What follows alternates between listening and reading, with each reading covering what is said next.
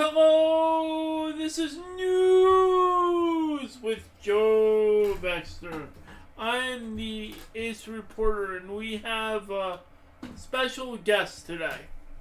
Okay, this is Mr. E.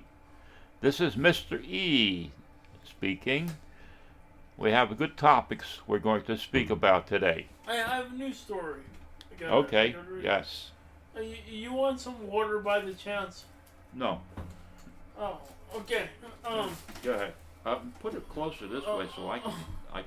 Oh, okay. Oh, hey, wait. It's Wait, we have this drink here. It's good. We're having a little technical difficulties. I don't want no water on there. You want to put it over here? Yeah, things are falling all over the place in the Joseph Vivaldi Network studios, but that's okay. Okay, now we're speaking. Okay, he got the microphone in hand. Okay, let's get to the news. Go ahead.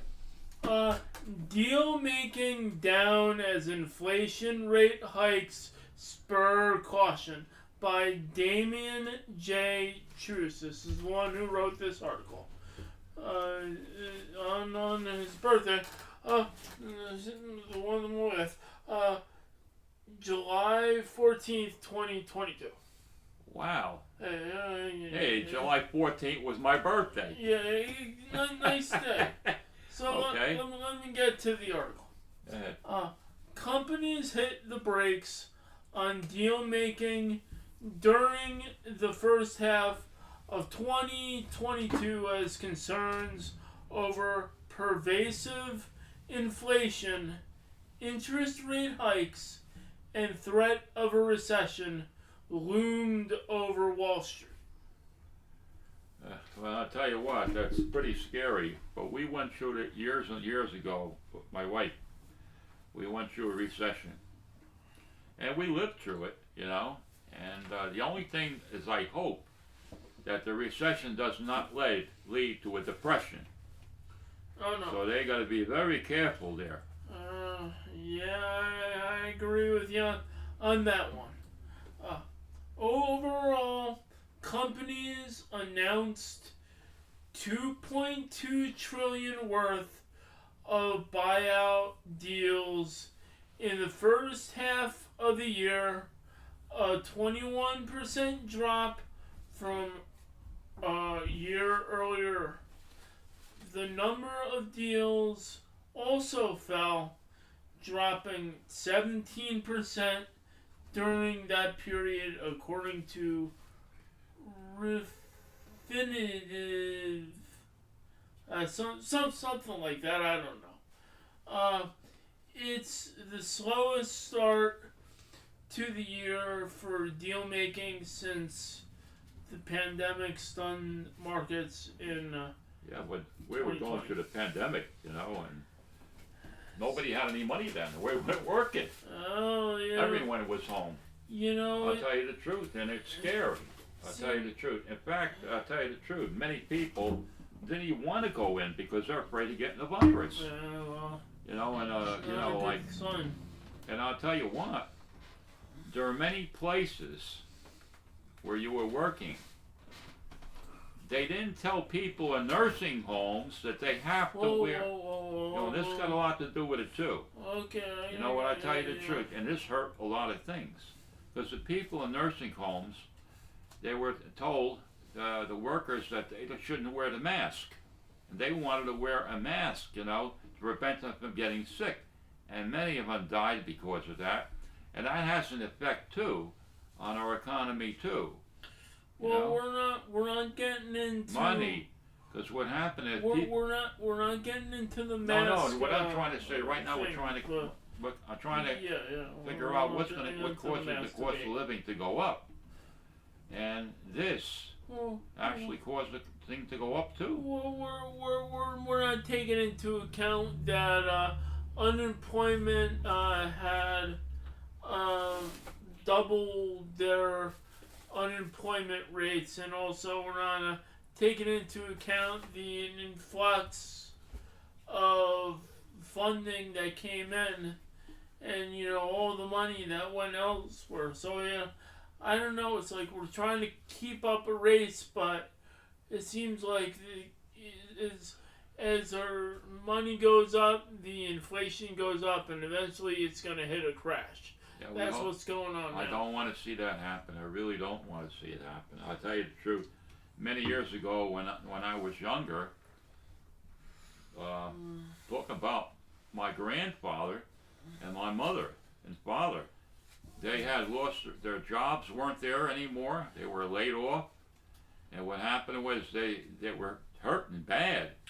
And lucky that my grandfather had a farm. He had 5 acres, and every week I remember going to the farm with my parents and coming home with a basket full of vegetables to cook. This is, many people don't think about it, but years ago we used to plant gardens. And, like I said, many people have beautiful grass, no garden.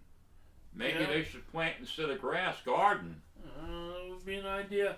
Yeah. And, you get a good farmers market going on in town, and everyone will try to sell stuff. And yeah, well, that'd be a good idea. A good idea.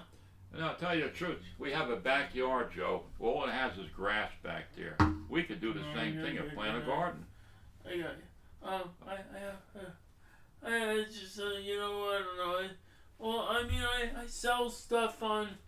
I mean, I know somebody personally sells stuff online from Wolfman Joe Toys and Media and someone named Joe Macho 679. You gotta sell stuff. I mean, just to say the sales. The sales were like around $30 average from last year or whatever. Now they're roughly around 20 to 15. It took a hit. Yeah. Wow. Yeah. Well, I have a feeling it will pick up again. But everything takes time. Well, it's a cycle. Yeah, it's a cycle. It's It's gonna a take cycle. time. I'll tell you the truth. I noticed going to the stores now after the pandemic, I try to get there. Actually, there's still people sick out there. So when you go to the stores, it's better to wear a mask than not wear one. Well, Especially going to smaller stores like dollar stores and stuff like that. A lot of people don't have no money are going to those places now. Those places seem to be packed now. They sell canned food, and one of them closed down in town. They couldn't make out because they didn't sell the right stuff. This place has canned food and a good supply and a Jolly Green Giant too. Good names. I don't know. I mean, there's a philosophy with the mask though too, because if you're wearing the same mask all the time, you're breathing in your own fumes that you've been breathing in for a while. Well, that's why you need to keep on replacing those masks if you do that. Exactly, but we're not talking about masks in this. No, we're not talking about that. We're talking about inflation. Yeah, we're talking about inflation. But even those places went up. Yeah. The dollar store one time was $1. Now it's $1.25. Well, I mean, it's inflation. It's inflation. It's like they need to do something to slow the economy down. I don't know, and it's like it's the power to be. They want to slow it. I mean, they're trying to make up for what was lost, and they lost a lot of workers. So, it's how to get those workers back in the market. And when some of those workers don't want to go back in the market because they got their own businesses and their own brands and stuff like that, how do they produce? That's what I say. You're gonna have to have people to do that kind of work, and that's where now what's happened now is you can't get those people to do the work that were here once before in a marketplace. Now the people that are unskilled labor might be able to be hustled. Right now you got people here coming in from Mexico and God knows from where. Well, let these people work and doing that job. We're not discussing. No, we're not discussing. You're talking about how do we replace those people that are not in the workforce. That might be an idea. Well, I mean, a lot of things need to be taken into account. I mean, I would say, you know, you know, people want to work, people want to do stuff, but everyone has their own trade, and they need to know how to apply what they can do to contribute here. I mean, we can't have how many people swarming towards one area. You need to be spread out.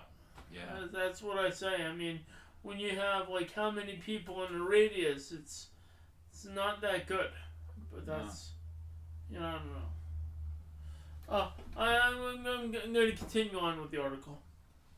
Some of the biggest deals, such as Microsoft's $69 billion purchase of game maker Activision Blizzard, were announced early in the year before the long list of worries really started weighing on Wall Street. The tally also includes Elon Musk's $44 billion takeover bid for Twitter, announced in April, but now uncertain to go through. Recession concerns have hampered deal making, but worries about higher interest rates have also played a key role in crimping activity. Higher interest rates make deals, much like overall borrowing, more expensive and tend to make companies more conscious about pursuing big purchases. I gotta explain about it. I gotta talk about this. Go ahead.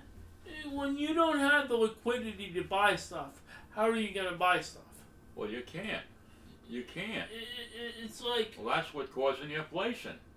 The people want more money on their job that they're working on because they can't afford to buy anything. And they're not gonna spend on eBay unless it's real cheap.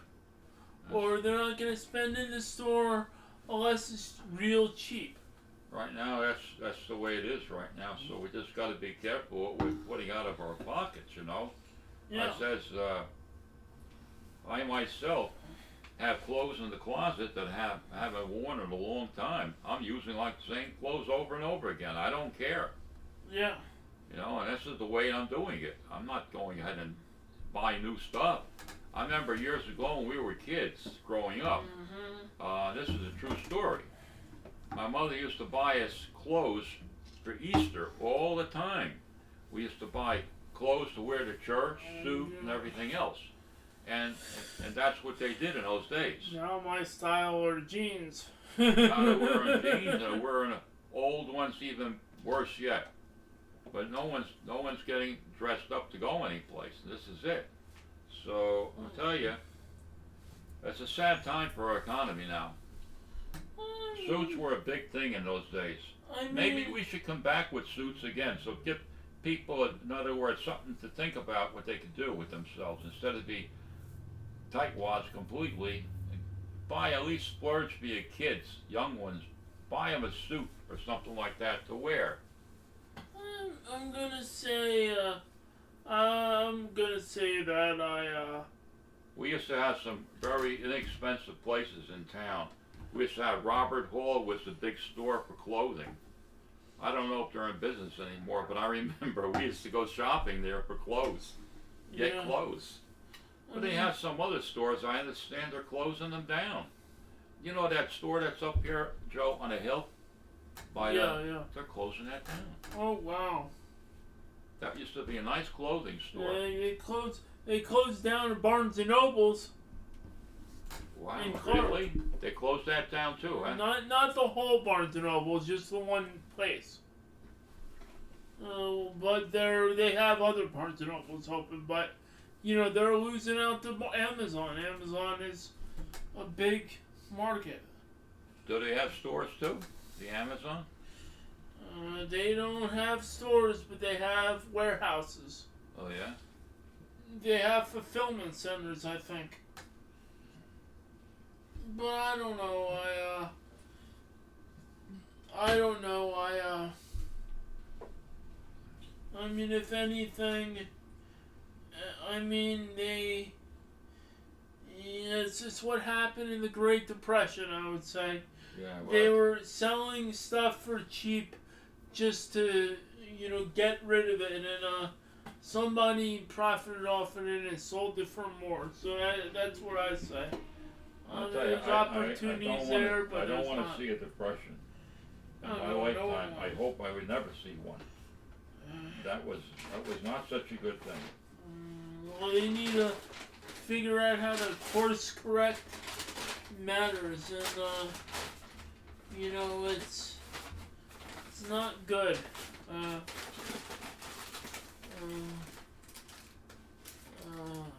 That's no good. Okay. Higher interest rates, by definition, cause the discount mechanism to fade, said Terry Sendven, chief equity strategist at U.S. Bank Wealth Management. If you believe interest rates are going to trend higher, the goal is to get the deal done before that. I understand. First, I want to say off the record, I understand the frustration of new people coming in, new people coming out, and I understand things are changing, but you know what? I mean, it's things change. They change, but it's just a matter of how we could produce as a country moving forward. Yeah. That's what I say. Excuse me. And now this is time for plugs. Do you have anything that you would like to plug? Not really. I'll tell you, plugging. No, I mean, any company or a brand or thing that you would like to plug. Oh, Joe. Macho Joe. Okay. Oh, the cell. I think he's referring to Joe Macho 679 at eBay. I don't know what the links are, but just type in the seller name under events. Joe Macho 679. Sell some of good stuff there. Comic books, vinyl records, you name it. I'm gonna say Wolfman Joe Toys and Media. We've been marketing that on there. I'll put the links in the description below. And also, considering that Christmas or the holidays, or Christmas, holidays, well, she celebrated Christmas in this book, so I'm going to say Christmas, was in the Ghost of Jacob Marley and Finding Christmas. You wrote a book like that, didn't you? Joe did, yeah. Yeah. Finding Christmas, the story of Joseph, and the Ghost of Jacob Marley. Yeah, 2 holiday and Christmas books, that were done. The holidays are coming up, so I might as well advertise for that. Audio books are out, and written by Joseph Vivaldi. Just check it out. I have the links on the description below. So that's it. That's all she wrote. We have advertisements we have the podcast, and we're ready to wrap up.